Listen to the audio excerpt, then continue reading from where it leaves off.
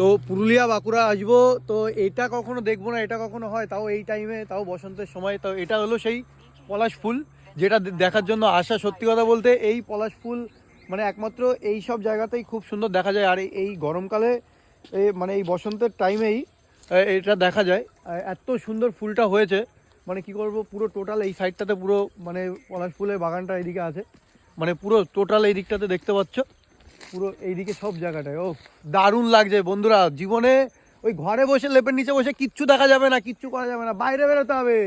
শুধু দেখো, শুধু জায়গাটা দেখো আর এই ফুলগুলো দেখো, আর কিচ্ছু দেখতে হবে না, ঠিক আছে? ঘরের মধ্যে থেকে বসে শুয়ে কিচ্ছু হবে না ভাই, একবার বেরোও মাইন্ড ফ্রেশ হয়ে যাবে, যত রাগ অভিমান দুঃখ যা আছে সব কিছু সব সব সব সব সব ঠিক হয়ে যাবে। শুধু বেরোতে হবে বাড়ি থেকে, আর কিছুই না। তো দেখো এত সুন্দর ফুল, আমি এখন ফুলটার কাছে নিয়ে দেখাবো। আমি এখন দেখো, ও এত সুন্দর, মানে কি আর বলবো, কিছু বলার নেই।